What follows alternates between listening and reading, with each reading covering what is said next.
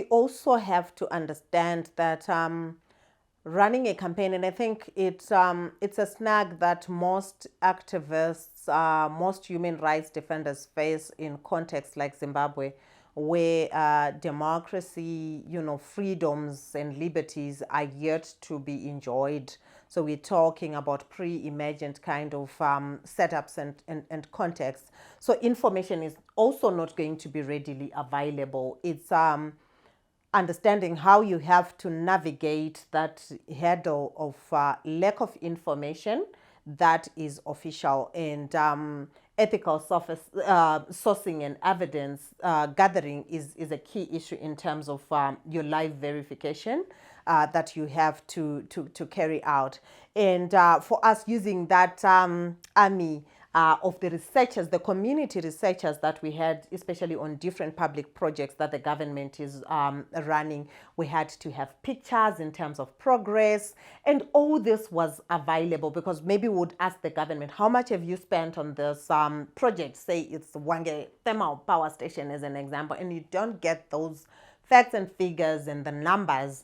You then have to send your people who are on the ground to do a verification as an example and get the pictures and say, so this project has been running for the past 8 or 10 years, which are electoral kind of cycles actually, where it's used mainly around populism in terms of what the government is doing and the like. So you have to be demystifying some of these projects because they are there, they are out there, and they are being sold as projects that are ongoing, but you have to ask the critical questions. And I think having people on the ground to do the live verification, the live research, and we usually call it the popular research. I think it's very important and critical for campaigns around accountability, the popular research, where it's actually just information as it is on the ground. I think it really helped us in terms of building our questions for the How Far campaign. I remember our first public appearance where I had to be on television with the permanent secretary of the Ministry of Information, and they are the spokesperson, right, for government, and we had to have information. We had to have done research, and what that first public appearance had was the issue of Zimbabwe is open for business and investments in Zimbabwe. So we gathered all information to do with mega deals.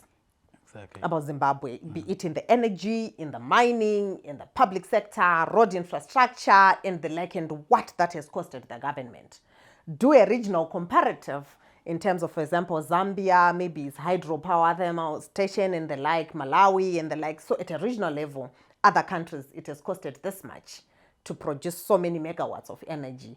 For this one, it has done this. So it was a whole lot of research that we had to do in order to back our messaging or the how far questions that we had. So what I would say is that when you are messaging your campaign, beyond it, of course, being simple, and I think TC is going to talk to that aspect, it has to have the backing of data.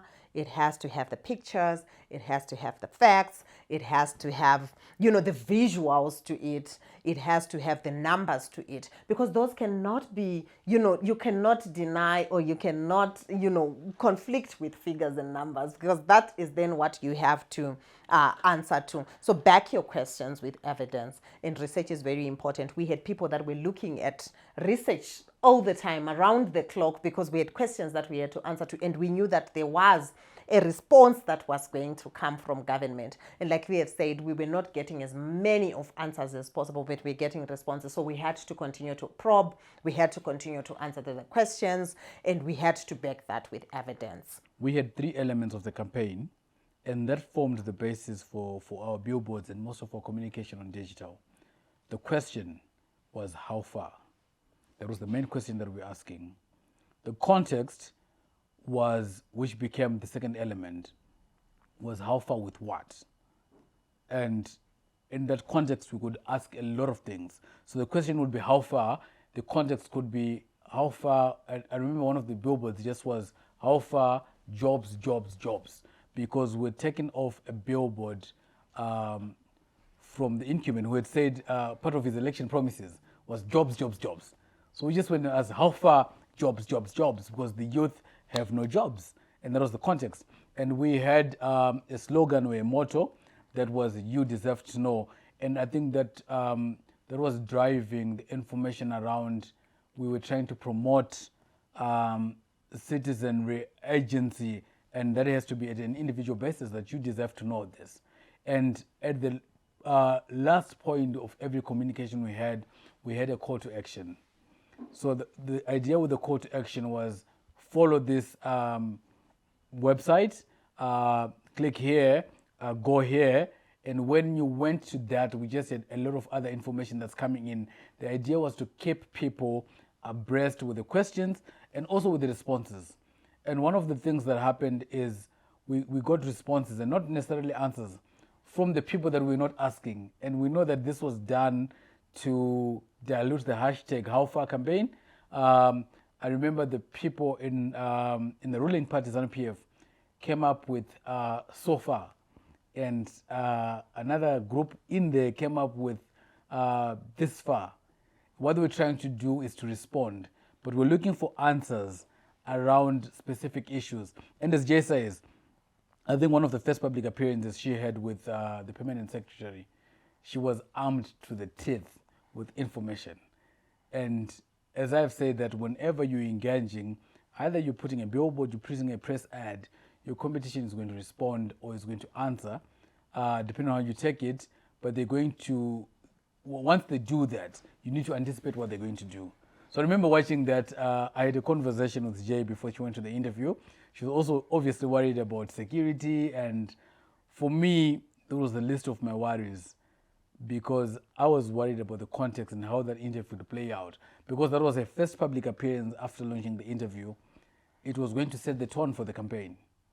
So she was sitting there, and the permanent secretary says, you know, this campaign is ill-brought because you want to look at what we have done. We've built this much power plants in Wange. We're on section this. We've done this. We've done this.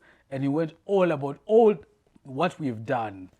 And politely and in a humble way, Jay said to the permanent secretary, the question is not what, it's how you've done it.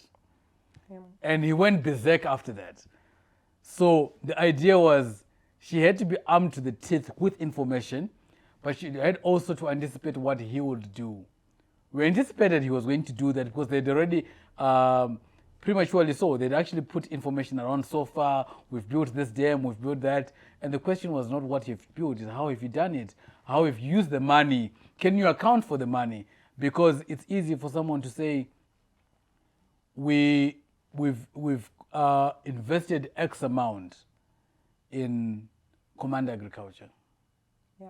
Wait, okay, fine. How have you done that? Where's the money?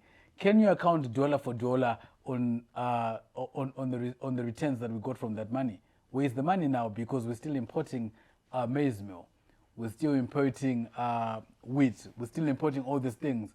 And yet we've used north of $3 billion, which you actually claim that we've used $3 billion for command agriculture. Mm-hmm. But how have we used it? Yeah. So it was about anticipating that. Yeah. And when you look at how those questions were iterated, you want to look at, we were searching for ways to be simple, to be very simple to the layman. Yeah. I think how far is the simplest question anyone can ask around accountability.